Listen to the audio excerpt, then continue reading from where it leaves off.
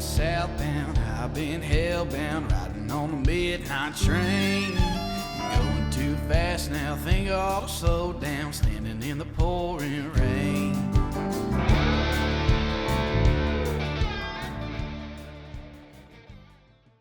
Latte? Oh, yeah. Oh, yes. Of course, man. What's going on, guys? Tristan and Tony back with the One Hell of Life Outdoor Podcast.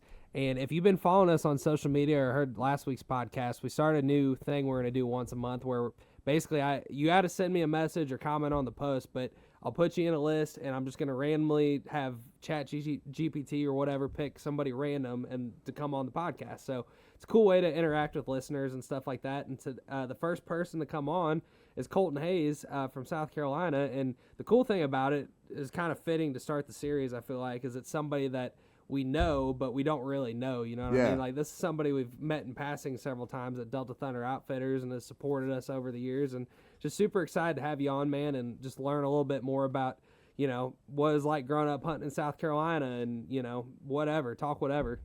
Yeah, man, I appreciate it. Absolutely, man.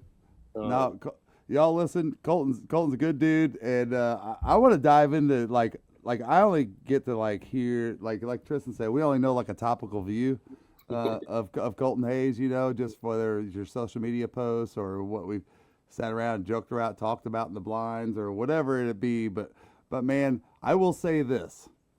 There's one thing that Kade will always say about you for the rest of your life, and that is if Colton Hayes is coming, you better get here and hunt. And because I'm telling you, I will say that we are part of for many years now, we've seen a lot of people, you know, we've hunted, you know, in camp with folks that were paid hunters and that kind of thing. And a lot of people, and dude, you guys just have some kind of like spiritual draw to the ducks, or, you know, yeah, they say that. You guys do some kind of crazy dance in South Carolina that transfers over to Arkansas. I don't know, dude, but and we can talk about some of those experiences for sure. But you, yeah, dude. What's that saying about luck? I'd rather be lucky than good any day. Yeah. I'd rather be lucky than good another day. And Colton, I think not only does it help that the other thing Kade will also say is that those guys shoot ducks. Like when the ducks come in, not many ducks leave at all. Yeah, that's the biggest thing, man. Like back home, and Kade's always picking on us. You know, a lot of times he calls us the Wood Duck Warriors, and I mean, I'll send him pile pics of I'll take a group of guys because the limit's 3. I'm pretty sure it's just about everywhere. It's limited wood ducks 3, and I mean, I just have some really big public land, and we know the swamp real good. We can get away from everybody, and I can take 5-6 people and kill 18 wood ducks. Yeah, you know, just like somebody else doing, you know, a different mixed bag out west, and they're like, dude, how are you doing that? And it's just learning how to capitalize on those opportunities, and that starts with good shooting. It starts with that. Oh, here comes 4. Okay, let's kill all 4 of these, not kill 1 or 2. You know, and no, I've seen it. You guys are good. You guys are good shots. Well, man, and you know how those wood ducks are too. I mean, most times they're not going to be just landing in front of you, so you're kind of shooting them on the wing. So no wonder y'all are good shots. Yeah, I had a guy that his name's Matt Smith. He started hunting with me this year. He's a local, and he's been hunting with a group of different fellas, and he wanted to come with us. And they never ran mojos and didn't believe in pulsators or anything like that, you know. And hunting out in Arkansas when I was younger, you weren't allowed to use mojos. But back home you were, and we used to finish ducks in the holes with jerk strings, pulsators, ripplers, things like that, little tricks, you know, still the old fashioned kick in the water with your feet and stuff. And I mean, he killed his first banded wood duck this year. It was from Georgia. It was a 2-year-old bird. And I mean, they were decoying to a mojo, and he could not believe it. I'm like, dude, it's all about how you set your hole up and, you know, being upwind and all that good stuff. I mean, all that counts. I said, but you got to have motion to kill the ducks down here. And a lot of people are scared, and they flee from that because they hear all these old timers say, oh, no, you can't do that. Well, every scenario is different. You know? That's right. And, well, dude, I think, like, now I'm, like, thinking about a few different things because I want to get into, like, a little bit of background on, like. No, well, first of all, tell everybody about you. Yeah, that's what I want to get a little bit of background on you, and then I want to come back to a few things. But before we get too far down the line, Yeah, I mean, I'm just raised up South Carolina my whole life. I'm a granddaddy's boy, you know. the best way to describe me is, and no kidding, I tell a lot of people this because I'm real young and I've grown up fast in my career. Like I'm a construction guy. I've been blue collar. I've worked from the East Coast to the West Coast. My last job, the big job that I walked away from, I was in Big Timber, Montana, in between Billings and Bozeman. Holy cow! And little side note, that is the hidden jewel of waterfowl. The duck hunting up there is amazing. Yeah. The greenheads and the widgeon, but my dad raised 4 kids by himself for 12 years. So Wow. there came to a point where, and the economy was hard back in 08. He was a construction guy, blue collar and stuff like that too. And I mean, anybody growing up in that time, they know that was a real struggle for a lot of families. And Oh yeah, that's what housing market separates crash, people right? from being what I like to call an avid hunter, an opportunist, or a woodsman. And I consider myself a woodsman. I don't go for the kill. I don't go. I go because I enjoy it, but I go to provide. And that's what's kind of put me to where I'm at now as far as hunting and fishing and stuff like that. I've learned to enjoy it, yes, but I've also learned to provide. And growing up being the oldest of 4 and, kind of my dad's right-hand man, getting to work early and then hunting when I can. And now I've gotten older and the whole thing has changed. It's like, all right, you got a 2-year-old, a wife and a kid, and you got a full-time job and you get to hunt when you can, and all those little tricks, I learned when I was younger. I feel like that's who's made me who I am today and why I'm here. Man, that's What an awesome definitely, perspective, dude. definitely back then, I could remember going. I mean, if it was a season, we hunted it. I mean, it was year came in the August deer season came in here, August 15th in the Low Country, and you could even shoot a gun in August here. And my dad always started with a bow, and then by November, I mean, he was very ethical. We went from bows, then we went muzzleloader, then we went rifle, and then duck season came in, and I'd kind of go shoot a wood duck here or there on the creek by myself with a single barrel Stevens. I had a single barrel 20 gauge. It was a Stevens. He bought it from the Coles down here in a little town, and we have a very small town. They were still selling them at the Coles. wow. And, That's crazy to think about. That's Stevens single barrel wild. he had when he was a kid, and I used to take it from him and go shoot wood ducks with it. And I killed my first deer with it, and then but we hunted rabbit, we hunted squirrel. I mean, we did it all, and and the whole time I'm out there doing that, we killed turkeys. I mean, we used to be able to get 5 turkey tags, and my dad had 4 Holy kids. cow! My dad had 4 kids that would all hunt. So I mean, he got 20 y'all tags laid up, them down. and, I mean, back in the day, you could, and I mean, times have just changed, man. But through that whole process of us growing up in the outdoors, it really teaches you, even now when it's hard, to be able to go out and still be successful. And people sit there, scratch their head, and be like, "Well, how's he doing it?" Well, when I was over here deer hunting, I was watching this, or I was watching that, or and it's just how everybody looks at things differently. Well, I love how you said that about being a woodsman, because I think so many people miss that aspect of it, especially and I personally, because duck hunting numbers are in decline, I think if you're buying the stuff and doing it ethically, at the end of the day, that's probably a net positive for everything, because we need numbers. But, there's people that get into it just for wanting to look cool or whatever. But I think that's the message that I think a lot of folks that aren't looking at it from a whole woodsman's perspective need to learn. Honestly, kind of goes back to the passion of why we do what we do. I feel like I would consider my dad a woodsman, and growing up under his kind of tutelage, I feel I'm like gonna teach you about a mushroom or a damn acorn or Right. pay attention to whatever these it little is. That's things. let me tell you about why the deer eat these acorns first, or all those things Right. that keep going, Tristan, because I think you're bringing up a good point. If you don't have somebody in your life to show you those things, it's very hard to learn just the years of wisdom. It's and almost just impossible. Little things like that. You miss all the. You good got to have stuff, man. you got to have a mentor. Yeah. You have to. It really goes back to all the way back to literally, let's get Native American, and I don't want to call that specific. What's the word I'm looking for? They're probably the ultimate woodsman. That was the golden days. But I still strive to this day to feel the connection of that rice field, those ducks, that deer that's walking in, that rabbit that I saw, my son walking with me, my new dog running through the woods, Right. and whatever it is. And I think that if you're listening to this, this is why I wanted to just hit on this real quick. If you're listening to this, don't let this get by you too fast, because this, if you're loving the outdoors, no matter what you do in the outdoors, I don't care if you're just a fisherman.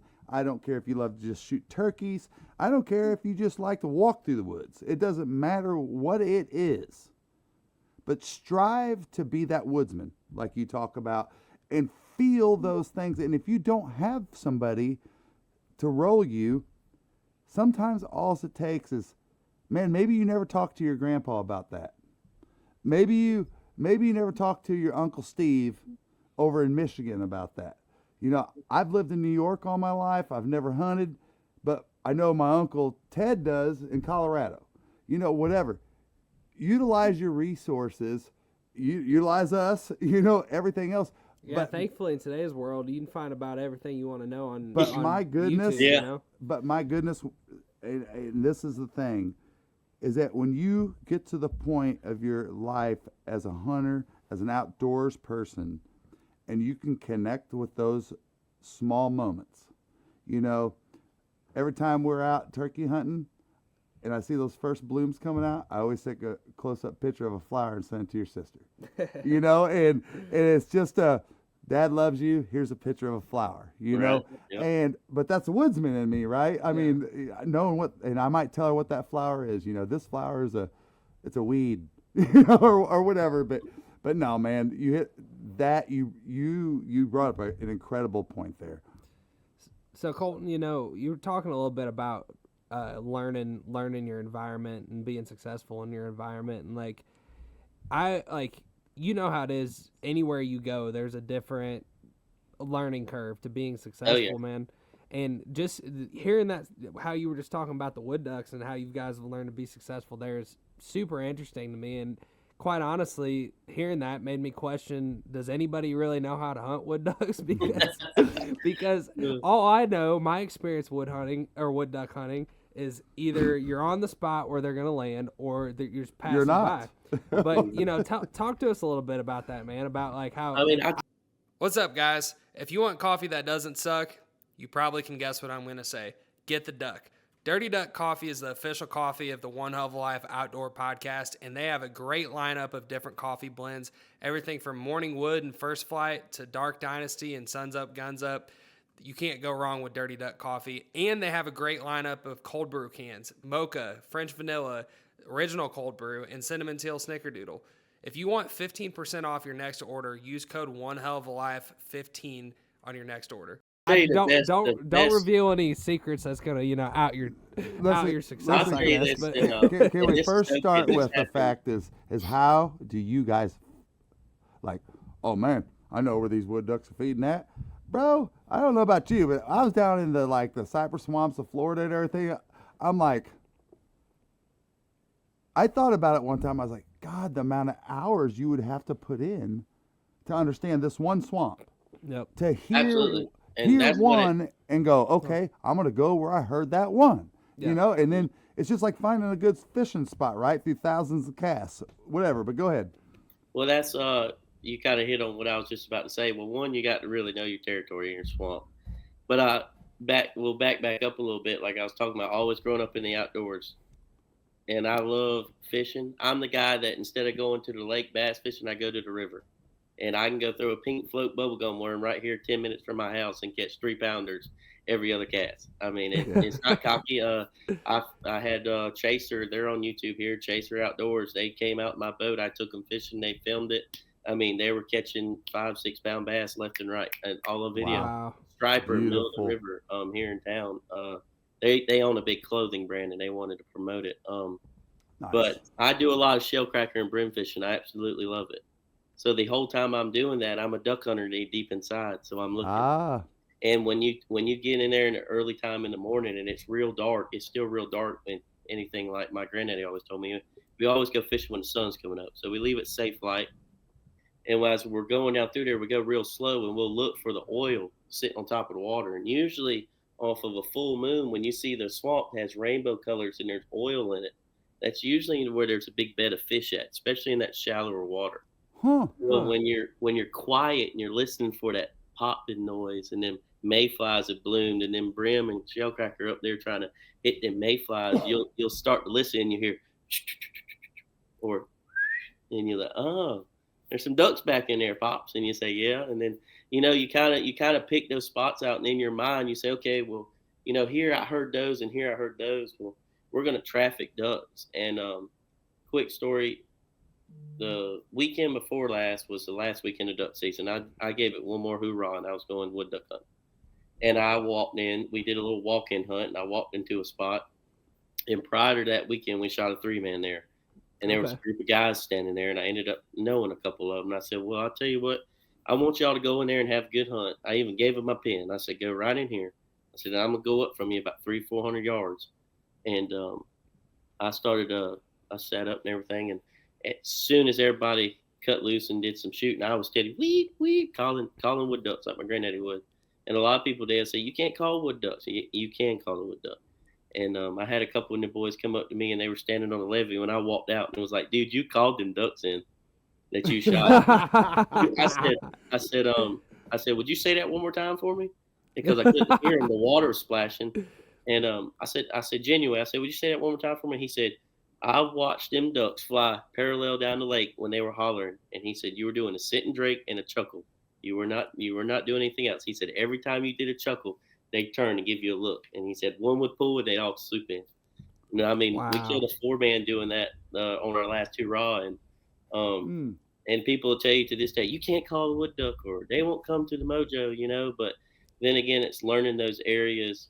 And like you said, you were in Florida, how much time, many man hours you have to put in to learn that swamp.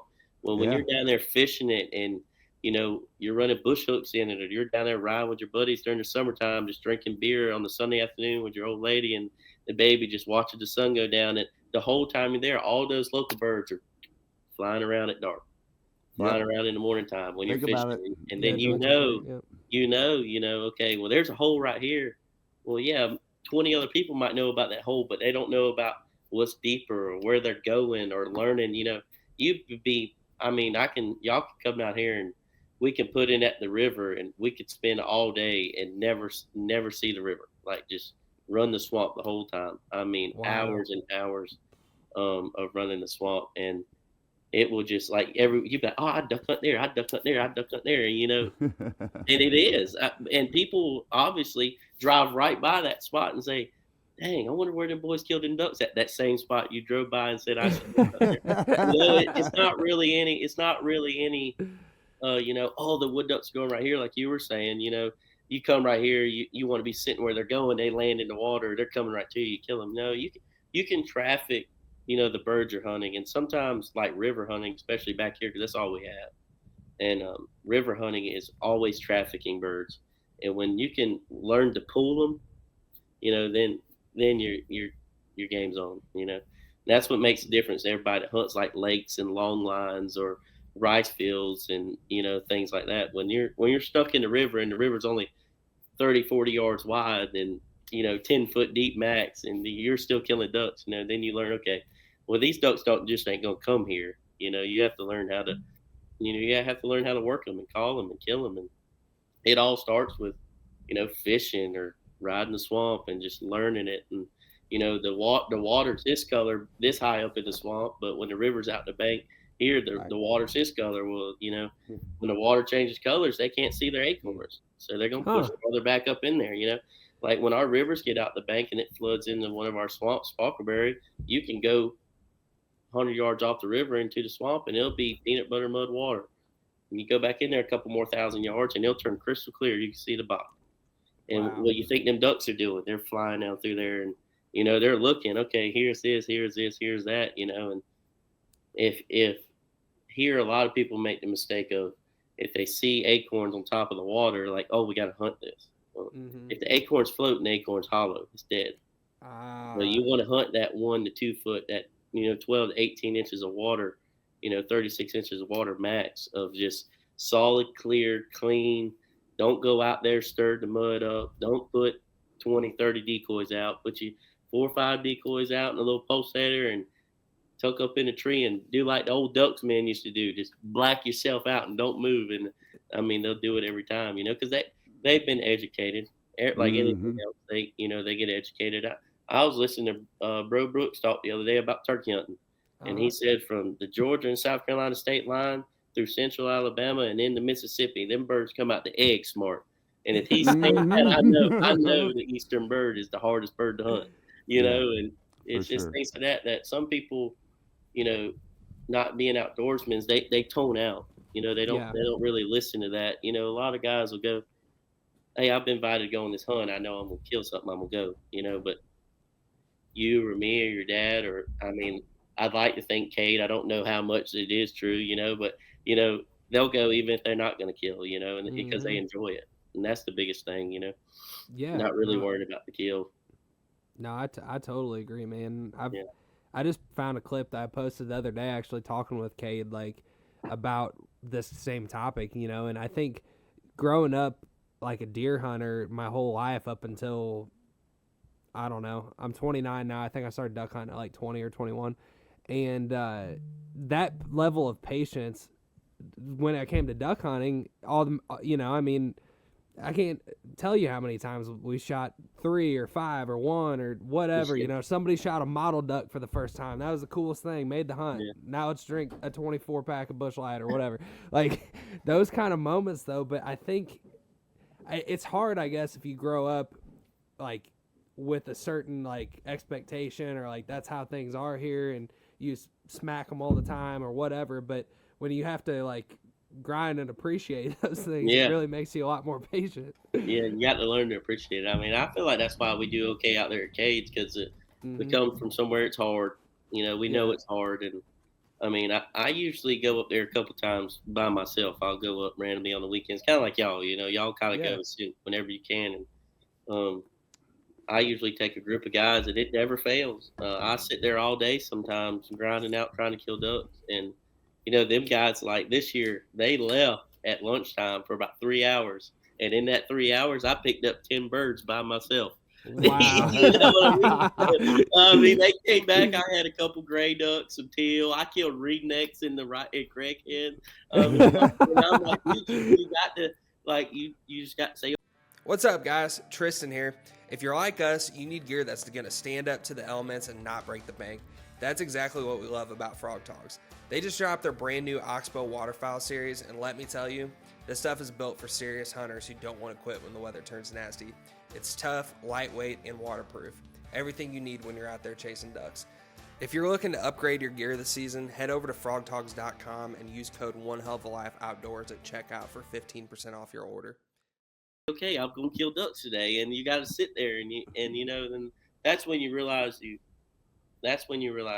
not an opportunist. You're out there to enjoy it, and you're out there to hunt. And I mean, when you come from, like I just said, that down here it's hard. Like, if they're shooting greenheads and gray ducks here a lot, or widgeon and pintails and stuff, they're in an impoundment on the coast, or they're in an impoundment close by their house. They're not hunting the swamp or anything like that. Like I go hunting down here, and I hunt, like I said, when I hunt big water, I hunt long lines, and I'll tell you what, there ain't nothing but divers. You're gonna kill divers. You'll pick up a few early teal. You'll pick up some pap shooting, a couple wood ducks. But I mean, you're not sitting there working greenheads and gray ducks and widgeon and stuff like that like you are out west. Yes, sure. Yeah, you can do it.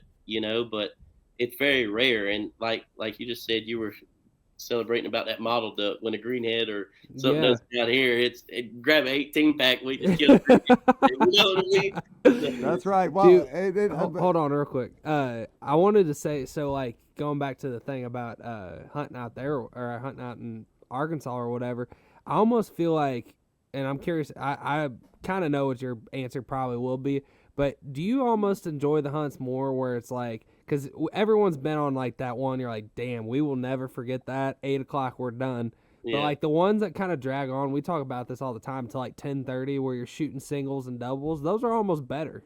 Well, from a filming perspective, we would much rather have that. Yeah. Because it's very hard to tell a story in a video and make it compelling. Like, imagine if every time you turned it on Outdoor Channel, that videos now, instead of lasting 30 minutes, are a minute and a half, and they're just like, went out on the first day, shot a 200-inch deer. We're done. See you guys later. You know what I mean? Like you said, I went on a hunt this year with some cat guys. Like we said, we buy a lot of cat equipment. We work hands on with them to keep us running and stuff. And I got invited to go to Blanchard Cat Impoundment and stayed the night. They did an oyster. Damn, they have their own impoundment? Oh yeah, they have a couple of them here, and they made us oyster. I stayed in a nice cabin, had my own room, and we had oyster roast and breakfast the next morning and coffee and cappuccinos. And we get on the side-by-sides, and they take us to the impoundment, and then we get in a little mud boat, and we go out to this A-frame blind, and we're done in 27 minutes. Holy cow. And I'm like, you know what? I told one of my buddies this. I think it was Drake. I said, I enjoyed every minute of being down there. I said, because that's an experience that a lot of people don't get to do. That's true. Get to invited to. I said, but I wish the hunting would have lasted longer.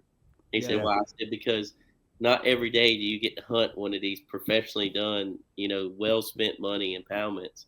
Right. And it's done in 27 minutes. You kind of want to sit there and sit back a little bit and actually, work something different, being from down here where all you kill is wood ducks, divers, or, some teal and gray ducks up there. There was one group that shot like 6 mallards, a redhead, and some wood ducks, and we killed 18 ringnecks in 27 minutes. It was out, and the guide, which they have their own guides, he was like, hey, we're going to put another group in this blind. Y'all can shoot. Y'all are done. Let's go. And I honestly wanted to ask him, like, just like you were saying, you almost wish it would have lasted longer. I almost wanted to be like, can I just sit in the blind and like call ducks or like help or like watch? Because that's how much I enjoy it. Like, I don't have to pull the trigger. I've never been that kind of person. If I was that kind of person, I wouldn't take 6 or 7 people every time I go up to Kade's. I have videos, and y'all have seen through my social media.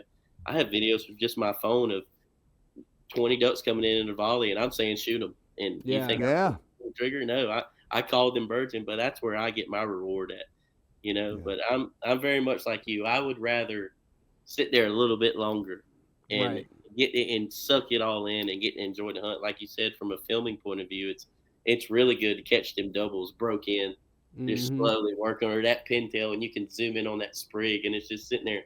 It's coming from 10,000 miles above, because that's where they love to fly, Yeah.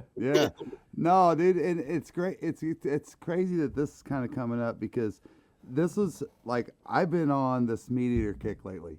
Like, of course, I followed Steve Ranella forever and everything, but I've been on like the serious dose of it lately, and like really trying to understand, because he's an incredible writer and an incredible speaker, and the perspectives that he, there's a reason why he's so popular, right? Let's face it, in a nutshell. But he brought up that very fact. I think he was Dall sheep hunting, and it was a rare hunt of some kind. And he said he brought up the fact in the middle of the hunt. He just goes, and I might not be saying this exactly correct, but the main point he's trying to make is, he's like, I have this opportunity, this draw that I've waited for. Yeah, it took him 18 years to pull it. Yeah, or something like that. Crazy. Yeah, something crazy. It's like a once in a lifetime draw, because there's no preference points. But what he said innocently was, and the way he said it is what spoke to me, was he goes, I'm sitting here going, if I want to be successful right now at the beginning of this hunt, he goes, I've got 4 more days or 7 more days or whatever it was. He had this ample amount of time, and what he was just talking about is processing that, not the answer, but processing it. Yeah. And it really ties to exactly that, right? Honestly, when it comes to, with all the years that I've been doing deer hunting, if I get that on opening morning, the very first minute of light that I can shoot, that the biggest deer of my life walks up, I'm shooting it. Yeah. There's no doubt about it. Let that hunt be over, and I'm getting hammered.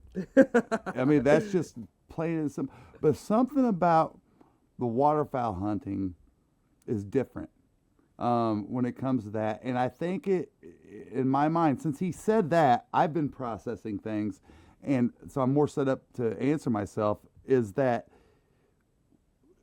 we all, a true waterfowler is engaged in the whole experience. And the experience is what speaks it to us, right? And I always love to use the example that Tristan's wife, Kade, said was one time, is that her first hunting weekend, her favorite day was the day that honestly everything went wrong. And it was a Kade was super happy that morning. Yeah, he is. We didn't get set up till like 8:30. The side by brain went side out. broke. The brain went out on the side by side. Literally stopped when he parked it the night before to prepare for the hunt. Yeah, it would not. Here, you're screwed. But she said that's the most fun she had because it was the experience, right? It was the day that was the day she goes, I want to sit next to Kade from now on whenever we sit in a blind, whatever that is. And so full circle of what I'm talking about is I think that's where it comes from, is that why, yeah, we all want that, right? I mean, if you're the selfish hunter, dude, there's something to be said some days when you're getting your ass kicked. You're like, dude, let's limit out by like the first 20 minutes and be at Waffle House at 8:30 and like beat somebody's record to Waffle House in Arkansas. Yeah. But most of the time, yeah, dude, put me in that blind. I've told Kade many times, I said, dude, I'll just go sit in that blind all by myself. He goes, well, there's no ducks or geese flying over there. I go, I don't really care because I want to go out there one time and just be that guy that went out there and I was out there. I talked about this, the Athabascan folks. I was like, what are you talking about? No. Alabascan, Alaska. Athabascan. Here's where I'm going with this. They always say that when they go hunting, they refer to it as they're going either walking around or looking around. That, yeah. Okay? Right. They never say they're hunting. And so the opportunity comes to them because they're putting themselves in that environment connection with the world, right? No shit. Last year, I told Kade, the I don't want to say his name, but the farmer he's got a relationship with that's not too far. There's a blind, the lodge. We couldn't hunt this year because there wasn't enough water. But I said, I'm going to just go out there by myself. And he goes, why? There ain't nothing flying over there. I said, I don't really care. I'm just going to in the middle of the day. I go over there, dude, and I'm walking out there, and I just get up to the blind, and one solo snow goose comes flying right over, and I was like, let her rip, tater chip, boom, boom. And the next thing I know, I took a selfie with it and sent it to him, and I was like, ha, ha. And you know what? That was the hunt. Oh, yeah. That was it. That's all I needed, but it's waterfowl is just, there's something about keeping the experience alive. And when we walk away from it, it's done. Yeah. Whether it's the biscuits being made in the blind or whatever. Yeah. That's some luxury stuff right there, getting breakfast made in the blind. Dude, Shoot, what man. about another big shout out to whatchamacallit? Will? No. Yeah, for real. That boy. Well, could. yeah, too. But Brittany, dude. That's a nice little add to Delta Thunder. Dude, she Yeah, showed up. the breakfast burritos are spot on. Dude, Yeah. did you guys order it? Huh? Dude, we ordered it. She showed up before we Every left day the I'm lodge. there, I pay her every time I show up, I pay her in advance for the week, and I tell her breakfast casserole, breakfast burrito, breakfast burrito. Let's breakfast go. Yes. Dude, Every that's time. amazing. Yeah, dude. I mean, Again, adding to the experience. You self-guide out there a lot, though, right? every time I never go guided. Yeah, so what I think's freaking cool about that is, back to the whole South Carolina thing and, having to figure that out and be successful out there. Like, obviously, those principles, now you're hunting working ducks, actually, like, ducks that fly way up in the air and you calm down, not just, like, buzzing around the lake or marsh or whatever. Right. But obviously, those principles that you've learned translate. You know what I mean? Yeah, and they do. And some of them, like you said, in principles, I bring home and they work. Well, and you and Kade talk a lot too. I mean, I know you want to have a successful hunt, and I know a lot of times I've heard you guys several times. You're just sitting there picking Cade's brain, talk to him. How should we do this? What do you think about that? And you guys listen, you know. And but big shout out to guess what, Arkansas folks, you ain't gonna like it. There's some boys from South Carolina know how to come out to Arkansas and shoot ducks. if you had as a South Carolina resident, do you feel like the surely you've seen the stereotype hate against states that come to Arkansas? Do you feel like it is warranted, or do you think it's blown out of proportion? I think as far as game land goes, it's definitely warranted. Gotcha. Yeah. It's as far as education. private land goes, it's a little bit different. But I mean, we can back up a little bit. Like y'all know, I do construction and everything. Well, before I met my wife and had a young and everything, the whole reason I met Kade is because I worked on the road. I did the U.S. pipeline, North Georgia pipeline, U.S. pipeline, whatever you want to call it. I mean, actually, I lived in Villa Rica, Georgia for a year. I did. Oh, no kidding. Down there. I mean, I did that for 4.5 years, and I hunted from every duck season. I was hunting in different states. Wow. And so I hunted public land, and I hunted with guys that I'd meet at a restaurant or a bar or drink a beer with or on the line with, or laborers and welders and stuff like that. And I've always been humbled, I would say, because I've never been one to really invite myself, but I've always carried enough, I guess, decency about myself. Like, hey, you want to come hunt with us? I'm like, sure. And then they'd be like, you got a duck call? No, because I want to listen. I want to learn. And like you said, I picked Kade's brain and I ask him. And there's a lot of times when now I don't bother Kade. I don't care what he says. He's done showed me enough, between taking a spread and building it and then thickening it up or thinning it out or making this shape here or making that shape there, or it depends on where you're sitting at on a levee or where you're in the pit, and a lot of people from, I would say, the East Coast are them little 6:30 in the morning shooting lights at 8 o'clock at day, and you're already at home because you sky blasted at some wood ducks and watch YouTube on how to kill greenheads or something, and you think you can go out there and do it. And hunting out west, I'll say, will humble you. I mean, I hunted Nebraska, Idaho, Michigan, Minnesota. I've hunted all across there, because of the pipeline, and it never fails. I was in Montana on the Yellowstone River with a full-blooded native named Tristan. What? Wow. That's pretty cool. What's even crazier is that Tristan, where he got his name, he had like a Native American vibe on the movie, right? I mean, shit. So, and we were hunting with him, and it was 3 of us, and we had a greenhead, I'd say a greenhead widgeon beatdown. And I wish I could show y'all the picture. And I'd find that I have a big scrapbook of every hunt I've ever been on. I print them out every year. And I'm listening to them call and how they call ducks there from the Canadian border to Montana to I'd say about upper side of North Dakota. I'm talking like Rapid City, North Dakota. I'm not talking about where everybody, I'm talking about way up there, like right outside Wyoming. And I mean, they're just whack, whack, whack, whack. That's it. And that's it. They don't do feed chuckles. They whack, whack, duck, don't give them a look. Oh, it'd be all right, bud. And anymore. And you're like, oh, that would be all right, bud. You're like, oh, you know what I mean? It's good. And I had enough of that. I'll say that. I had enough of that. And because I knew in my mind, just like anyone else, loving duck hunting, watching, y'all's videos. I'm a big fan of K2 Productions. I love watching his because, I mean, when he first started out, he was very raw before he started going like to the slash and stuff like that. And even the old ducks, man, I mean, they were finishing birds, but they were finishing 10 packs and above.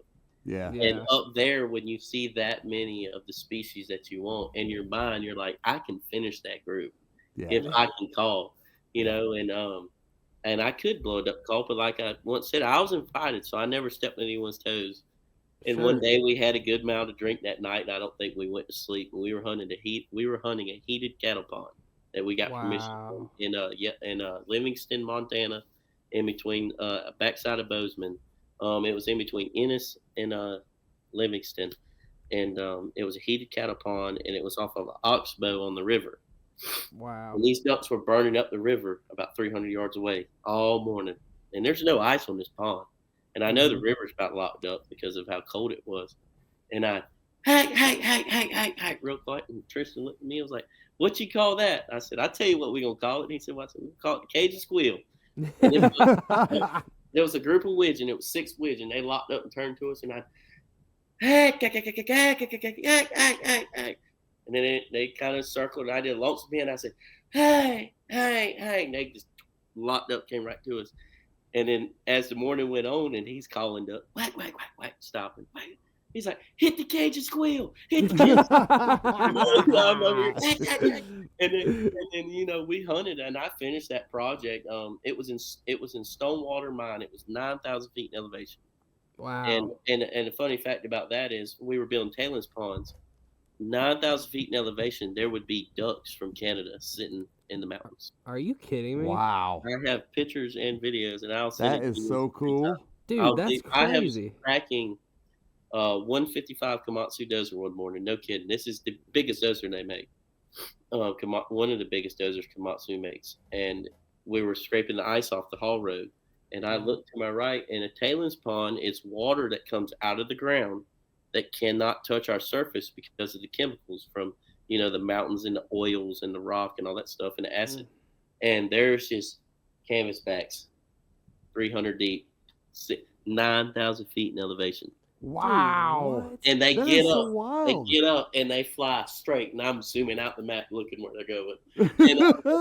And they're going straight for the Dakotas off of that mountain. It would have been the south side of Yellowstone part. They were going straight for the Dakotas to the right side of Rapid City. And I mean, That's something.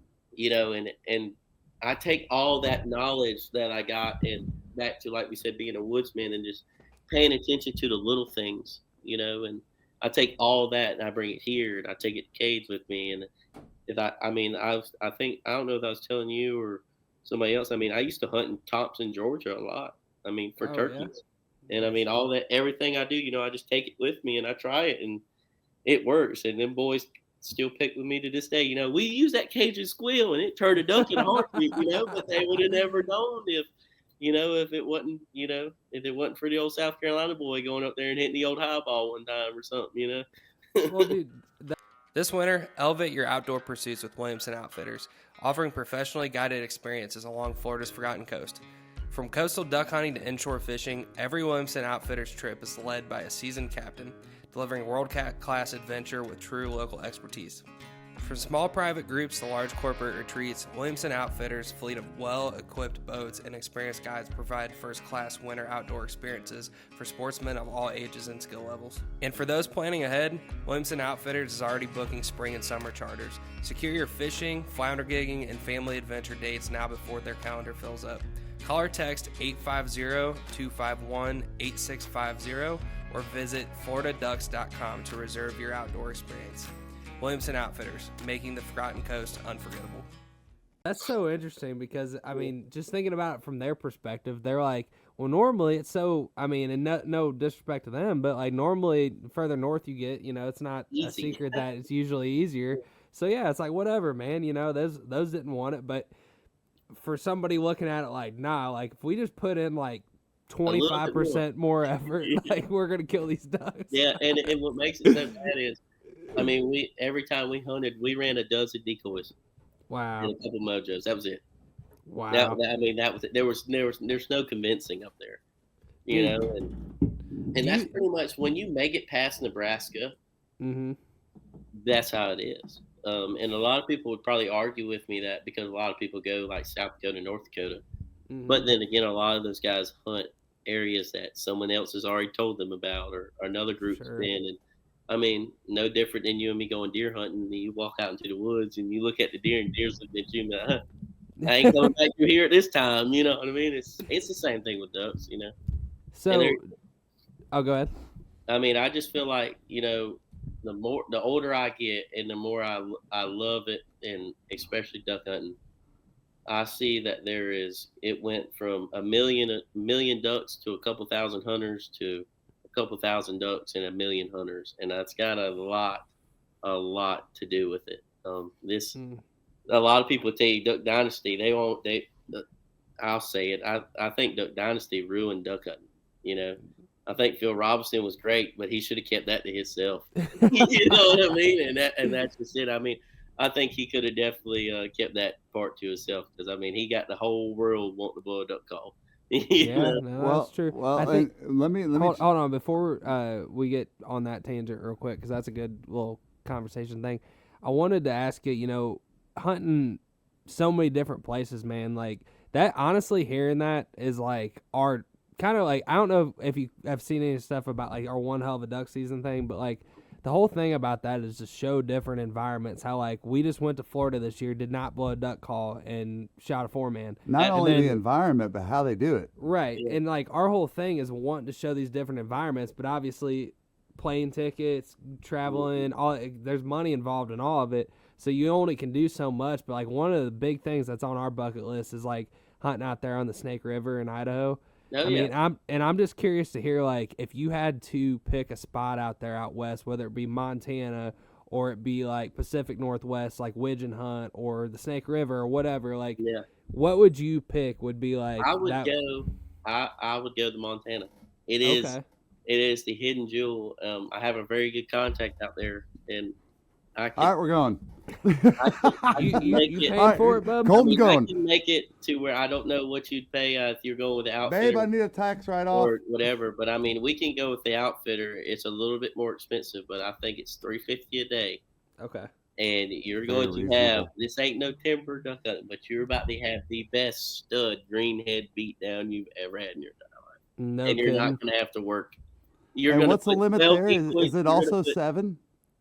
Yes, it's 7. It's a Holy 7, shit. just like Idaho, dude. That blows my mind. You're gonna throw 12 little decoys out, and you're gonna say, "Here, duck," and they're gonna go straight.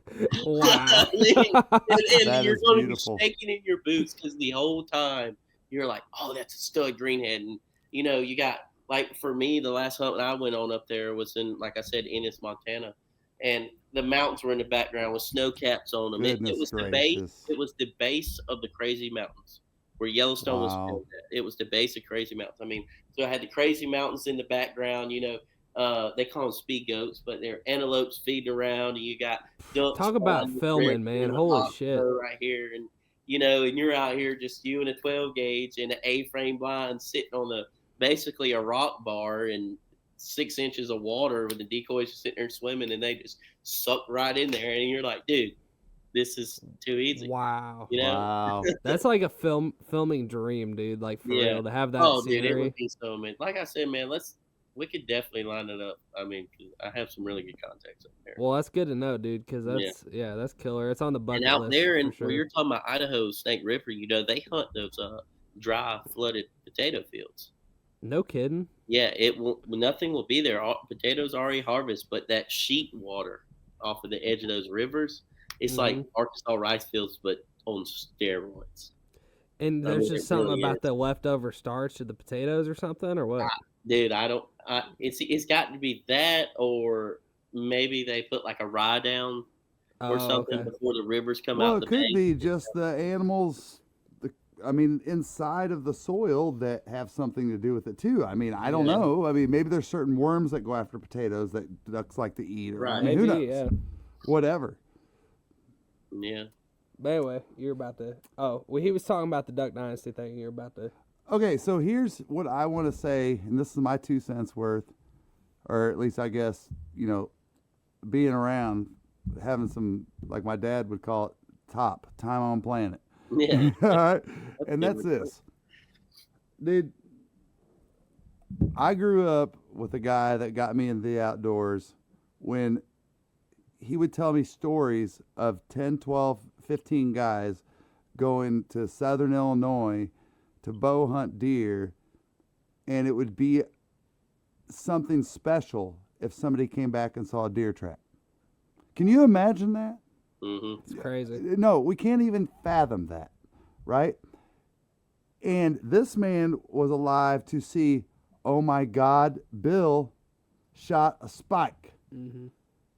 And the whole thing about, like, I don't know if you experienced this out there, Colton, with deer hunting and stuff, but it was a celebration, at least when I was younger, that, you know the whole thing about putting a deer on your hood? Right. Like why? Yeah. It was something special. Yeah. It was something special, man. And that's where it came from, is a man showing his pride. The hard work he put in to harvesting this animal, not just to show off the rack. I mean, I put a doe on top of a freaking 84 Escort.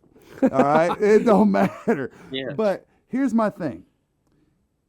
I watched the state of Illinois when everybody found out and heard about that they created this thing called the Golden Triangle of Pike, Brown, and Adams. I'm not speaking anything people don't know, but I watched that with deer hunting explode. I mean, explode that you younger guys and gals aren't going to understand that. People my age understand it and seen it. But imagine it from where it was just shortly back, less than 100 years ago. There wasn't a deer in Illinois, right? I mean, I totally agree with you. And it explodes. And it explodes. And so then it becomes the public hand. I've been this guy. I'm the public land hunter in Illinois, right? So I also feel like it's very relatable to say if you're an Arkansas duck hunter, that you're in the Super Bowl of duck hunting, right? I lived in the Super Bowl of deer hunting, all right? I watched these out-of-staters come in, try to do their thing, and sit too close to you and overpopulate the area, and there's not enough deer, and they're shooting too many small the rule is you can shoot 4 on one side, but they're shooting a 2.5-year-old 8-pointer. All these things. I've been through all that shit. So what I'm saying when it comes to this whole duck hunting thing, we, unfortunately, us as humans, we take more than we give back. Absolutely. All right? And it's just a fact. You can't get away from it. We're the only mammal, I believe, on the planet that does that. Okay? We're the only ones that modify our environment. Exactly. And so guess what, folks? I don't want to be the spoiler on this, but unless we get really, really, really serious, we are going to where it's going to all go to where deer hunting has went. And that is, me and Tristan are currently trying to spend 3 to 4 years trying to get a tag in Iowa. Mm-hmm. All right, because the resources diminish. And there's got to be a stop somewhere, right, to protect it. So, and I'm not going to get on a big tangent here, but like the thing about a migratory duck though versus a deer is that there's so much nuance to this because like one, I agree. Yeah. In pure literally just in pure duck stamp numbers, there's not as many duck stamps year by year sold. But why does it feel like there's more hunters? Yeah. It's like the opportunities are going away, and then on top of the opportunities going away, there's more people that are, buying 1,000 acres of land and flooding it with whatever. So it's like there's all this, and then the weather, and then, in Arkansas, like we just learned from Kade's granddaddy, I don't know if you heard that podcast, Colton, last year, but his granddaddy was saying like back in the day it was like not uncommon to have like 25% of your rice not harvest, and now it's like less than 10%. With the equipment because they want to be more efficient, so there's less. Right. I mean, you got to have, and there's like so many said, you got to have involved. weather to have ducks.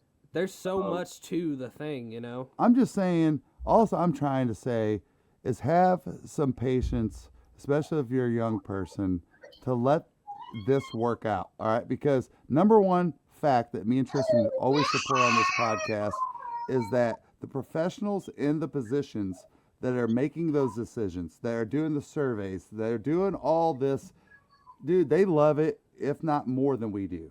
Like, you might not even understand a love like that. That's why they're doing it, okay? And you got to be able to accept some change. And whether it's being that the birds are moving, I mean, hell, what was it, Tristan? The canvasbacks, the biggest migration of them used to be Chesapeake Bay. Yeah. Where is it now? It's in freaking Georgia. Yeah, okay? It takes me days, 6 hours for me. I mean, that was in one lifetime to somebody. Right. So things are changing, folks. I'm not gonna go down the whole rabbit hole of the whole corn thing and all that stuff like that. I'll let those things work out. I want to see what the professionals that understand wildlife and what their needs are. Let them work that out. All right. Well, we can back up to deer real quick when you're talking about how you said it was crazy to see, a deer track. A lot of people will tell you it's crazy to see a turkey track, or, It's crazy to see that. I mean, I grew up in the Southeast, South Carolina. Dog driving is a very big thing down here, or at least it was. It's definitely slowed down a lot. I mean, we didn't have big deer. Well, a lot of guys from here traveled to, eat. The closest place you could go to kill a decent deer was Georgia. Oh, it used to be the joke state, And really, for I have deer. a deer right here on my wall that scored 140 that I killed in South Carolina. I watched for 3 years. Wow. I mean, I named it. And I have one in my son's room that scored 134. I watched for 4 years. He's Incredible he's deer. Wow, man. I can tell you every detail about him. And it's that piece of ethical that comes out in you being an ethical hunter, and understanding the pride in it, like you said. But the dog driving was getting out of hand for a long time. I mean, they were shooting spikes, does, 30, 40 deer a day. Holy shit. And dude. we're down here trying to enjoy bow hunting on a little piece of private property. And I can remember as a kid, you could have 110 acres. Well, the farmer next to you said, "Hey, this dude's giving me $1,000 this for X amount of days of deer season. He's going to run dogs on my property to get rid of the deer so they ain't eating the soybean, the corn, the leaves off the, the cotton or anything like that." And they're cutting 30, 40 head of walker dogs loose, and you're sitting in the bow stand, and you got a 130-inch deer, and here comes 6 dogs, and you're hearing my the shooting going gosh. off. Goodness gracious. I mean, I sat and back to waterfowl. When I grew up duck hunting with my daddy and my granddaddy and all them, wood ducks would come into the decoys. We didn't shoot them because when my granddaddy grew up, they were extinct. You weren't allowed to shoot them. Wow. And there would be 30, 40 wood ducks sitting in front of me in South Carolina, and he'd say, "Nope." Wow. Yeah, I'm in the boat. We were in a 14-foot polar craft one morning, and I tell you right now, God struck me dead with a lightning bolt. If there wasn't 75, it was 150 wood ducks swimming out in front of me at 60 yards, just piling in there all morning. And he'd tell me, "Nope, that's a wood duck. Nope. Or there's a teal, shoot that. Or there goes a gray duck, shoot that." But because when he grew up, you couldn't shoot him. And I mean, people will say here all the time, we need to make the limit 6 one year on wood ducks. Well, if you make it 6 and you got 60,000 people duck hunting, there goes your population again. And that's it. I feel like that's how it is out there for you where you were from deer hunting. I mean, I feel like you said, you had a lot of people that traveled there to public land hunt because you were in the Super Bowl of deer for especially growing, big deer. And, you'd run into that problem where these guys go up there and they from the Southeast and they see a 120-inch deer and they're like, "Oh, thoop," and most of the time, you guys are shooting, 150s and 165s. And I know a fella named Ronnie Flynn. He lives right around the corner from my house. He's got 30 deer on his wall that he's killed in Pennsylvania on the backside of an airport that he has permission to hunt. And the biggest one he shot's a 200-inch deer grown. Yeah, Pennsylvania and New York got some big ass deer, dude. And it's just crazy to hear you say that though, and like for me, I can actually understand, where you're coming from, because I mean, and most kids in my generation, I feel like they didn't grow up in that household that had somebody that hunted, 2-3 centuries ago that can tell you from then to now, and his daddy can tell you, and then his granddaddy can tell you, and then your daddy can tell you. I mean, I got my great granddaddy shotguns. I got 1954 Belgian Browning A5s, and I'm begging my dad to let me duck hunt with it to this day. I mean, just to say that I did it, Dude. You got to shoot bismuth. They made them guns back in the day because you used to be able to shoot lead.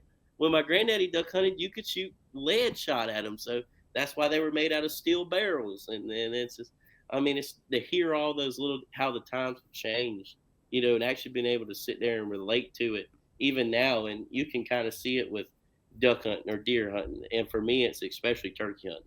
Like you can see it just kind of go right back to where it was.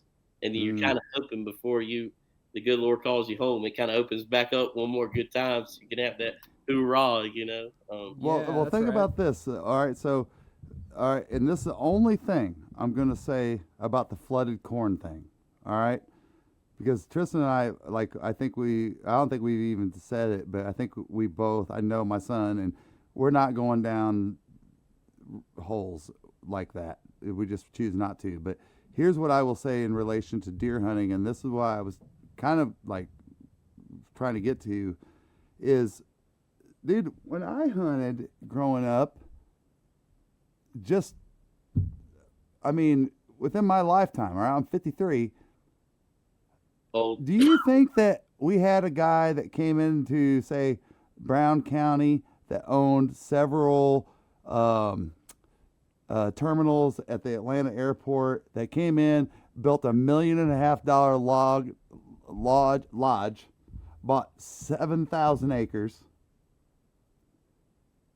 but you only see him 4 weeks out of the year? All of that. They're not looking for a return on the money.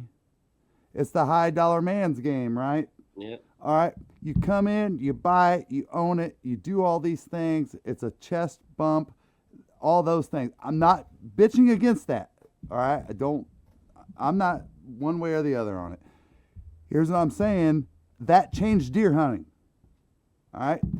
All of y'all that do land improvement and sell it, change deer hunting. I have nothing against it. And if I could afford it, my God, I would. All right. But it changed deer hunting. Mm-hmm. What we're seeing is a very similar type of thing going on in the waterfowl world that's becoming more public now, that there's people that spend a lot of money on this sport. All right. And if they have the resources to do so, they're going to do so. And that's going to impact the guy next to you, or the farm down the road, or this refuge that the ducks used to hang out in and now they don't. You know, those things are going to change waterfowl. I don't give a shit if it's in Arkansas or Nebraska. Get off of this whole thing. Kansas is the new state. Nebraska is, all that stuff. These are the things that are highly impacting waterfowl as we know it. Mm-hmm. All right. In conjunction with our state agencies, Ducks Unlimited, Delta Waterfowl, doing their damned hardest, best, people busting their asses to protect our resources. Right. All right, that are public land. You guys have some patience. That's all I'm saying. I've been here for a long time, I feel like, and things just kind of work out and it ends up okay. And the same place that I could tell you about that got overhunted and all the big deer are gone because of all the out-of-state hunters, I can show you right there just a couple years ago that a 10-minute walk from where everybody parked, I shot a double split G2 155-inch deer. All right? So have some patience is all I'm saying. You duck hunters, don't get too caught up in these things. Just like don't get caught up in the polar vortexes are happening more often. There's more hurricanes and there's climate change and all these other damn things. Listen, it used to snow I used to get snow drifts to the top of my mom's garage when I was a kid. All right, doesn't happen in Illinois now, does it? But now everybody's like, oh my God, there's all this weather change. You guys just have some patience. Let some of these things work out. Let the people that are professionals in those positions. Let's do our best to nominate those people, of course, and get the right people there. But have some patience with everything that's going on. These things are going to shift and work their way out. They really are. Yeah, I think that's good. Colton, you know, you touched on it a couple times throughout the podcast, like the construction stuff, and I mean, I see you posting stuff all the time, and I mean, it seems like you're kind of passionate about it, or at the very least, you're just like, hey, this is a cool piece of machinery or something. Yeah. But, you know, I think it's kind of cool because I think a lot of people relate to.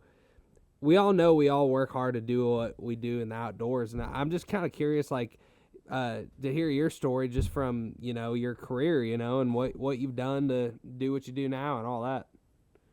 Yeah, man. I mean,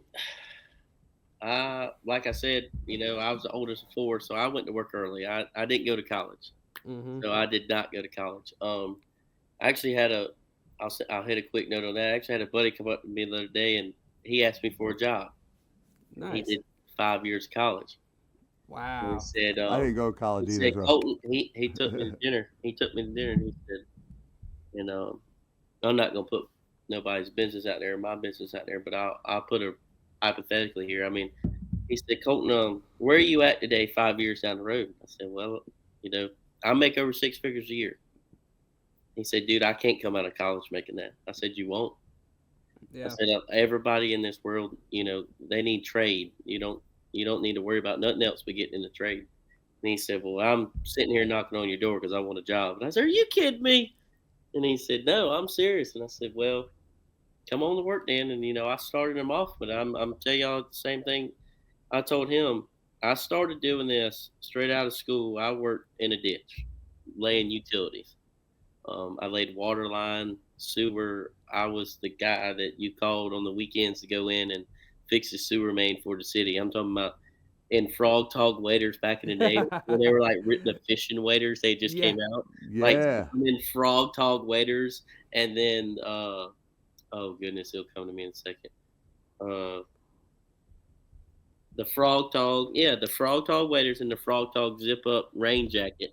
Oh yeah, the OG. Doing live sewer man taps to fix something that broke up. I'm talking not no little 4-inch, 5-inch pipe. I'm talking about 10-inch mains. Wow.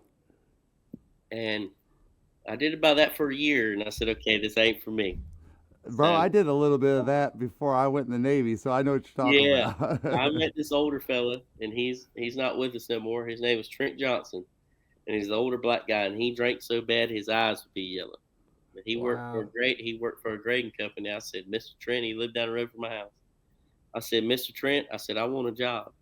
He said, well, what you gonna do? I said, I'd do anything you ask me. He said, well, if you got to want to, I'll show you. I said, yes, sir. And he put me on a roller. And a roller is, when they're placing dirt, you're rolling it. Like dozer goes this way, you're right beside the dozer. When he backs up, so I got the whole time I'm rolling, I'm watching. And so I run a roller for a company for a few years, and then Mr. Trent taught me how to run a bulldozer. Nice. And then I ran a bulldozer, and then from there I turned 19. When I was 19 years old, I worked in Hale Gold Mine, which is about an hour from my house. I worked in the gold mine for 2.5 years with a big company over here out of Spartanburg area, Greenville area, called Morgan Corp Construction. Okay. And I worked for Morgan Corp for about 2.5 years. And when I left, I ran the second to biggest motor grader that Caterpillar makes. I ran a 16M motor grader. And to put that in reference for you, it'll take up 3 lanes of I-20 by itself. Good Wow. night. I was 20 years old running that motor grader, making, roughly 60 a year. Wow. Running that motor grader. That's without overtime and everything. And that company went to Texas, and I went to Texas. And then, I kind of jumped on the pipeline from here and there. And I learned a lot from a lot of people. I could go on and on about, all the people I met and know, and the experiences that I've had and the opportunities that I've had. But I brought all that knowledge home. And I had a fella that, y'all ever heard of Scout Motors, Scout Trucks and everything? There's a big project going on over here in South Carolina. It's a Scout. Yeah, they got the, it's like very similar to like your Bronco. Type of look, sharp looking. Actually, I just saw it and I was like, "Damn, dude, that's a sharp." I thought it was a Bronco. I don't think at I've first. heard of them. It's a little bit bigger than yours. It's pretty cool. They had a big Scout job going on over here, and I jumped on it. And I was with a couple unions working out west, so I closed my books when I came home, but obviously with good connections, they helped me get a job. And this fella that I know wanted to start this grading company, and I said, well, I got this if you got that. And that's kind of where I'm at, man. I've always had the want. I've always wanted to do this. I love it. I make videos about it. I got fed to the wolves at a young age, being young and working with older guys. I never hung out with kids of my age. I always focused my time around them older guys so I could learn. I've got 27, and there's not anyone on my crew older than 25, and they all run, $1.5 million to $1 million machines every day, moving, 10 to 20,000 cubic yards of dirt a day, making the company anywhere from a couple 100,000 to $1 million a day. And they're all in their 20s, man. And it's just good. And I just have a really good crew. I have a really good friend group, and, they all kind of work for me. And a lot of them go out in the caves with me hunting, man. That's what we do. And, I love it. You just really got to, you come around me and you hear me talk about construction, and you see me do it and you say, okay, he don't like it. He actually loves You know, that's what a lot of people have said about me. I mean, like I said, I don't have a college education or anything like that, but like I told you about early in the podcast, I mean, I got invited to go with Blanchard Cat duck hunting. I mean, you don't just get invited because of your skill on a piece of equipment. You know, I localize jobs, I topo jobs, I survey jobs, I fly jobs with RTK drone. I mean, I set our equipment up with GPS. I help build the models. I edit any models that are there. And for those who don't know what the model is, I mean, the model is the job. It tells the guy in the machine, you know, this road's going here and this pad's going here, and, you know, and this sewer service is supposed to go here and this water service. I mean, it breaks it down to the littlest details. And I mean, I build all that. And then it's like, I got a big chessboard in front of me every day. And I say, okay, you know, I got 13 foot of cut over here and I got 6 foot of fill over here, or I'm going to send this machine here and build this, and this machine here is going to build that, and I'm going to take this dirt and do that here because this dirt's wet and that dirt's dry, and, you know, and they do compaction. You got to have X amount of percent of compaction over your moisture. It's like welding. Your polarity can't be higher than your gas. I mean, you know, so you got your moisture and your compaction. I mean, all that goes in the effect, you know, whether you're digging sand, clay, red clay, rock. I mean, there's just so much that goes on into like these neighborhoods and hospitals and just big corporate buildings that get built. It's not just go knock down the trees and the building is vertical, you know what I mean? And I just really, man, I just pursued it, and it's definitely paid off. I mean, they say, you know, they always say find what you like to do and do it for work. I mean, all my guys tell me I could call every single one of them right now. They're old men. They're probably already asleep, but I mean, you know, and I hear it every time. About once a week, someone will say, you know, I like coming to work here. It doesn't even feel like I'm going to work, you know, and that's what we go for. You know what I mean? That's why we do it.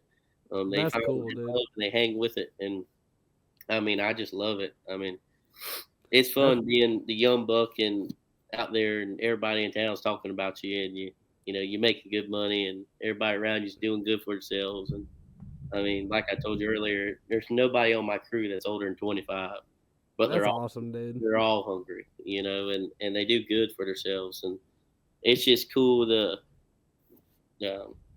see that, you know, that generation's dying, you know. Yeah. There's a lot of kids that go to college, and I mean, I get it. They go to college and have fun, and their parents can afford it, you know, or they did right by themselves and got a scholarship, and then they blow it, and then they come out of college and they're driving the same car they drove to high school, and, you know, they're fighting to pay bills and student loans and stuff like that. And then you got somebody that said, okay, I'm going to do this.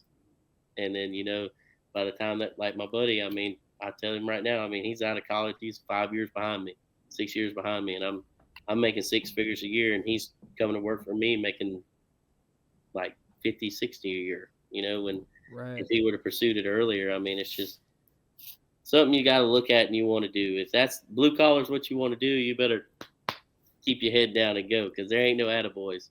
You got to get yourself. You know what I mean? That's just, it's one of those things that everybody's got to eat a little shit along the way. Yeah. Well, Colton, and I think that, and this is just speaking from being, I was a Yankee, and now I'm not. And yeah, you know, we've been in the South of, well, I've been in the South majority of your life. I've been in the South now majority of my life, so I therefore officially yes. Yeah, right. Well, here's the maybe thing. claim that. Here's the thing that I will say I have claimed personal witness to, and unfortunately, I'm speaking the truth whether you like it or not, and that is the folks in the South, and it might not be the Bible Belt, it might be whatever, but the folks in the South do a better job at passing on the reality and the tradition of what it takes to be a good person. Obviously, the Lord is a big part of that. Absolutely. And there's more care on your children and the people that come, like these things that we pass on, these ethics, these what's the right word? Morals that you pass on. You know, yes sir, yes ma'am. There's a reason why you do that. Okay? I still do it to a 16-year-old that serves me at Publix. It's respect, right? It's a mentality. But you don't realize how far that goes, right? And I think that you just have a little bit better success ratio with running into somebody with those good morals in the South than you do in the North. And I'm not even going to say big city has anything to do with it. Because there's some big ass cities in the South, right? And black, white, I don't care what you are. They're the most immediate thing that Tanya and I noticed moving our family to the South was how much nicer people were. I mean, just respectful and all that. It all ties together to what you're talking about, Colton. And not to take away that there ain't some great people in the North. I know there is. But I'm just saying that it's more predominant in the South. And I respect being a part of that. I really do. I think it's so important. And it's unfortunately that it's a great place that you can find some really good people. Yeah, I mean, like you said earlier, you said the Bible Belt. I told my dad we went on a quail hunt. I don't know if y'all saw that on Facebook. We went on a big quail hunt. My dad's not the kind of guy that will go hunting and you kick the quail and they come out the bush. Like he's not like that. But he's with a group of guys that go around to these farms that work dogs, quote unquote, work their dogs, and they get to hunt the cleanup birds, is what we call it. So we go down there behind a big corporate company, and we shoot all their missed birds. Because 9 times out of 10, when those guys hunt and they kick up the birds, they're like, we kill 3 out of 4. Screw that last one. Well, it turns into hunting. Then, we were on the way back, and I told my dad, I said, man, you see all these churches down through here? We were in the low country. We were around St. George and Charleston. I said, dude, there's been a church every 10 miles. And he's he's like, it's the Bible Belt, man. I said, come on, man. They don't need that many churches. He's like, you don't understand. It was a tradition. It was back in the day. And I wish it was like this today. I mean, I'm not going to say I'm no saint, but, I know my Lord and Savior, and I know where I'm going when I leave this world. And I will tell you, I wish that I could drive down through there on a Sunday morning and see every single one in parking lots full. I mean, that's what we talked about. I mean, I wish I could go down through there and see that, because that's when you say the yes sir, yes ma'am, or the sweetheart and darling, and that's not just stuff that came out of nowhere and made it. No, that was real. That was the respect that we used to have. And I mean, if we can all get closer, back closer to that, I think this world will be a lot better place, for everybody. Amen to that. I'm pretty hopeful, man. I think the news is gonna blow anything out of proportion, but I feel That's like negative. I feel like things kind of self-correct over time. You know what I mean? Mm-hmm. And just I mean, look at the Vietnam era, dude. It can be anything, man. But Come you on. look at all these examples throughout histories where things swing this way and they swing back this way and they self-correct. Mm-hmm. And I kind of feel like just in our, I'll call it, we're basically the same age. Our generation of people, I feel like your parents, for example, had so much, all these kids everywhere and having to bust their ass all the time. Oh, and they did, dude. They were baby boomers. Working the steel mill, working the whatever. And the farm. It was just hard. I need 12 kids on this farm. Just hard. I mean, hard times to raise kids in. And then I feel like a lot of parents, and you're not everybody, but just the general rule, then it was your generation where it was man, my parents had to bust their ass. I respect them for that. But I wanna be closer with my kids, just as a general stereotype. And then it kind of or work harder and be more successful than they were. And I'm not saying that. Whatever. And I'm not saying that in a negative way. Right. All I'm saying is they were doing the best they could and had to. People had bigger families back then. Absolutely. That's another thing. Life was harder back then. As a newly father, I mean, my son is a year and 6 or 7 months old. I mean, and I'm telling you, as a newly father, I love my dad, and we had a struggle growing up, but I look at him every day when I get up and go to work. I leave my house 4:30 every morning. I go to the gym for 45 minutes, and then I go straight to work. And I look at my little boy when I kiss him in the morning. I tell in my mind, I say, he ain't gonna have to do what I had to do because I'm going. That's right. That's exactly right. And I know exactly where you're coming from with that. Heck yeah, man. Well, dude, before I want to be, I know you got probably get up early in the morning, and we've been on here for a good bit, but tell everybody like your favorite hunting story or something before we get out of here. Man, I think I think I've recently told you this, but it really is my favorite one. I have so many, but this one really hits home. I lost somebody. I lost John. Right. He was like a little brother to me. He really was. My dad and his dad went to high school together. I mean, we slept in the same bed as kids, like the whole 9 yards. And matter of fact, he was sitting on his left couch cushion just for me on the other side of this computer. And it was last spring or the spring before last. He was telling me we were going duck hunting in Arkansas, and he was staying the night here. And he said, we were talking about turkey hunting. He said, "Hey, I know where some turkeys are." I said, do you? Because he's not a turkey hunter, And he's a little bit younger than me. And he said, "Yeah, I want you to put me on one." He said, "But they right underneath our nose. You wouldn't guess where they are." And he told me where they were. And to this day, I won't tell nobody where they were. And we went to Arkansas, and man, we killed a 7-man one day before like 9 o'clock. Wow. Yeah. And we killed, I think we killed 200 total waterfowl that 4 days we were. Holy cow, man! That's I remember that, dude. It was self-guided, and I had just learned to blow a spec call, so that was counting specs and stuff. Now that just wasn't. Yes. And we come home, and we're talking about it the whole way home, and he passed away in a car wreck last February, a week from today actually, so next week. I was sitting here, and I'd been turkey hunting, and I'd been trying to. Do y'all know Drake? Yeah. Yeah. Drake, that comes with me all the time. I was sitting next to him That's at what the right. Mexican That's what restaurant. right. And I'd been trying to put him on bird, and I'd done my fair job. I mean, I had him right there. I could have shot the bird. He could have shot the bird. He'd just do something wrong, and nothing happened. And I got rained out of work. Like we were saying earlier, the opportunity of getting to actually go hunting when you get older, when you have a full-time job and young. And my wife was sitting here, and she's like, "What's wrong?" I said, "I'm about to go turkey hunting." She said, "You done lost your mind." I said, "I'm about to go turkey hunting." And where me and John talked about.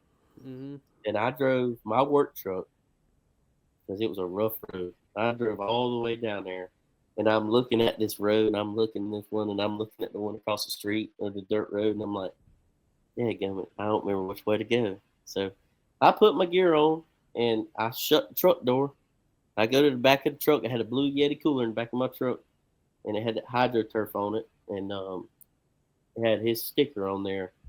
And I tapped the sticker twice, like I always do, like when I grab a beer. And I opened up the cooler, and I grabbed the water, and I stuck it in my pocket. And I said, "I'm thirsty." I took a sip. Now, when I was taking a sip, the clouds had covered up the sun, and I said, "John, which way do I go, buddy? I don't remember." And 2 turkeys, gobbled. I mean, No like way. What? And my heart started racing, and they were. I guess So I thought they were from, like I said, I'm standing at the back of my truck. From where I were, I thought they were about 300 to 400 yards in front of me down this road. And in my mind, I knew that oak bottom was. I said they're in that oak bottom. So I take off down this road, and grassy road, a little wet, just rained. Like I said, got off work early because of the rain, so I'm real quiet. And I have extra tufts on, so I'm flat footed. I'm walking heel to toe. I'm not breaking anything and anything like that. And I get about halfway down the road, and I hit the call and nothing. So I decided to do a kiki run. Like, kiki, yop, and it cut me off. And I turned around. They were behind me. I didn't walk by the bird. Oh, Wow. shoot. I walked by both of these turkeys. So I snatched my hand decoy out, forget about the strutter, set it down in the road, tuck up in this pine sapling, and I'm ready. I shoot a 410 over and under with a red dot on it. That's what I turkey hunt with.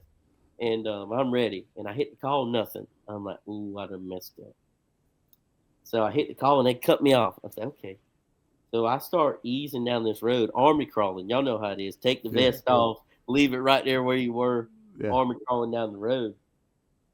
And there's a cutover, and then there's some oaks that come in, and then it's the road.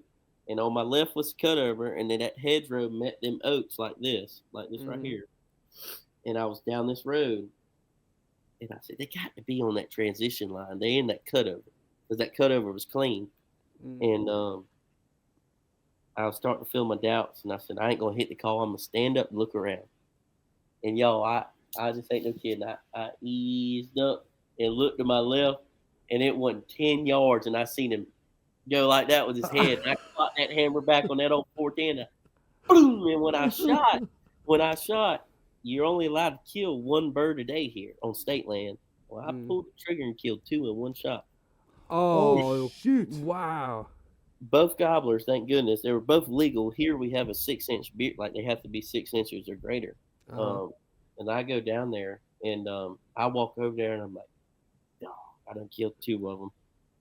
And then I sit there for a minute, and I'm thinking, I'm like, what am I going to do? And then I get emotional. And I'm like, you know what? I said it. I said, FDNR, F when I get done telling them this story, if they ain't got nothing, if they don't like it, they don't care. So I'm driving down the road. Y'all, and I have to pass where John passed away at to go home. I pull over on the side of the road. I pull both turkeys out the bed of the truck, and I got this lady taking pictures of me by John's Crossing. Richland County cop drives by, and I can't remember his name, but he looked at me and he said, you know, it's a one bird day limit. I said, well, you call the man. I live at 9 Magnolia Lane. I said, I'll be there cleaning the birds, and he never showed up. Wow, dude. That is the coolest story that I Holy probably. cow. Wow. I mean, That's one of my favorite stories I've ever heard. Shot with a 410 after I basically lost my little brother. And I mean, I tell everybody this day, I didn't shoot that second bird. John because I never saw that second bird. I'm telling you wholeheartedly, I looked down a red dot scope at one turkey and pulled the trigger and killed 2. I didn't shoot that second bird. Man. You know, and I almost got goosebumps hearing that. That's crazy. Dude, I remember driving home, and it was a highway that we have. A lot of locals know it. I mean, I'm driving up 601, and I'm just bawling my eyes out. Because I'm like, there's no way this, like and back to what I mentioned, Drake and a friend of mine, Wyatt, who works for me, they were down there hunting all day. All day. I let them miss work to go hunting, enjoy, you know, their time. And I knew the weather was going to be bad, so we weren't going to be able to do much. And I said, hey, y'all take advantage of this morning. Y'all go ahead and go, you know. And, I mean, they went down there and hunted all day, and I'd been telling them where to go. I mean, I even told them of this spot. That's how bad I wanted Drake to kill a turkey. I've killed my fair share of turkeys. Like my dad is. Everybody will tell you, my dad's a turkey whisperer. Like you can tell him there ain't a turkey in there, and he's gonna look at you like you stupid and come back with a turkey. I mean, and you know, I've killed plenty of turkeys growing up, and I telling them where to go, and they wouldn't go. I went down there 30 minutes, and they'd hunted all day, and I get back up there sending the pictures. So you know, I'm calling Drake and telling him on the phone, and I'm just crying my eyes out. He's like, "What's you snake bit? Like, are you good? What's wrong with me? You don't understand why I just did." Like, you know, and to this day, I mean, I've had some amazing hunts. I mean, I've shot antelope. You know, I've shot rams. I've never shot a bull elk, but I've shot sows, and you know, I've killed big deer and things like that, you know, out west. And that old Eastern turkey hunt right there, that 2 for 1 that wasn't supposed to happen, happened. And that's probably my favorite hunting story. Dude, that's one of the coolest ones I've heard on this podcast. Isn't that? That's awesome. That's something else. I just want to close it out with this. And if you're hearing this story and you've been an outdoorsman, you've been out in the woods and things like, there's chances are that you have your own version of that, you know. I think we all, like, you spend it because it's such a deep connection to our soul, especially the folks that we spend that time with. I think you have that deep experience, and man, those are blessings, right? And I believe that they happen for a reason. I really do. And I don't know how to put the finger on it. You know what I mean? Like, is it something that, did I not put war paint on my face the night before the hunt? Did I not, you know, whatever, to make me have that deep connection, to have that experience happen? But, man, well, you just hit me with something tonight when you're telling your story, Colton, and that is that a lot of times I'm sitting here and I'm waiting for somebody that we talk to tell their story. I'm waiting to hear about how they stalked that deer, or, you know, whatever hard thing they went through, or they had a challenge they had to overcome, or the smile on somebody's face next to them, or whatever it is, right? But this is one of the first times for me that it's hit me a little differently, and that is that it's when those stars align type of story, right? And I've had those, and I'm not going to even talk about those, but they do happen for a reason, and I wish I could put my finger on why they do, but man, you were blessed with something special there, Colton, and, Yeah, and man. I'm blessed to be hearing it, to be quite I honest. tell everybody, I mean, God is real, and he's everywhere, and that's probably one of my favorite stories of that's probably my best Thank example of that. You wake up every day, whether you're hunting or deer hunting or turkey hunting, and that sun gun's gobbling on a limb, and you got the perfect pink sunrise in the background. I mean, that just ain't Mother Nature sitting Right. there. We all got one creator, and we all got to thank him every day. That's right, man. That's awesome, man. Well, thank you, Colton, man. and Thank you. And my thing to wrap it up, I mean, talk about like what I'm just thankful that this is how we start off with this series about, getting our listeners on the podcast. Yeah, this is why. Dude, and I know like You're making us look good, Colton.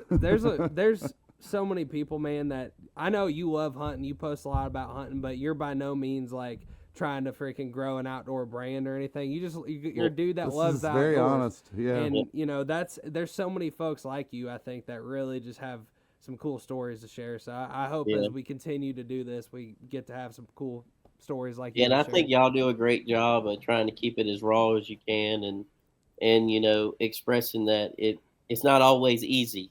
You show the reality in it, but you also show when you tough it out your success. Sure.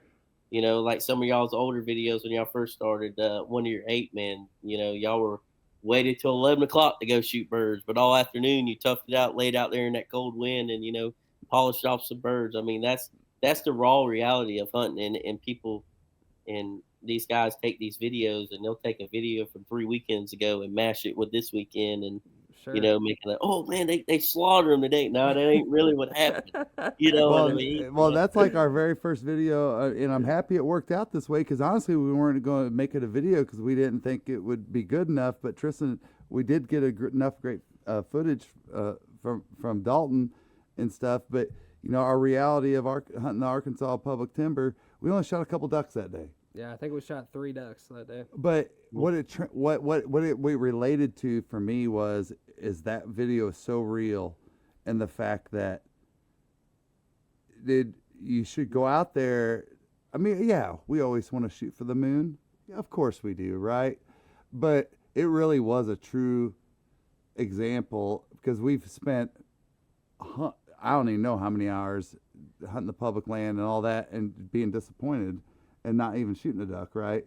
But it showed the experience. Yeah. And man, I don't know. I just keep going back to it's one hell of a life. It's great. It's That's great. a good way to end it. It's great. It's great when you get your ass kicked, and it's great when you hit them good. Amen That's to that. right. Well, right Amen on, to brother. Well, thank you again, bro. I really appreciate it. Yeah, man. Thank y'all for having me, man. And I look forward to hearing from everybody else, and hopefully you get some cool guys in there that aren't like Kade said, no wheel lights and curly hair. I'm taking him up on that $5 off too. Yeah. Said that. He sent a screenshot of somebody already texted him. I mean, he's got to realize people actually listen. Yeah, That's right. I mean, that's how he's gonna find out. I'll kind of hit back on this real quick. I mean, like I said, y'all know I run equipment, so I mean, a lot of times I just hop on YouTube and listen to y'all's thing and y'all talk, because like we said, it's raw. Yeah. It's the reality of it, and that's probably my favorite thing about listening to y'all. So I appreciate man, it. I'm glad I got to Thank be. you, Colton. I'm glad I got to be one of the first ones to get on. I feel like I'm a good vet. I still got the first. Yeah. Yeah, that's right. Well, you know what? All you did today was spoke the reality of everything you talked about, man. And thank you for sharing that with us. All right, man. We'll catch you on the flip side. All right. All right, All right, bro. man. Sounds good. All right, Take man. care. Y'all See you hold it soon. down. Later. All right. Later. I've been southbound, I've been hellbound, riding on the midnight train. Going too fast now, think I ought to slow down, standing in the pouring rain.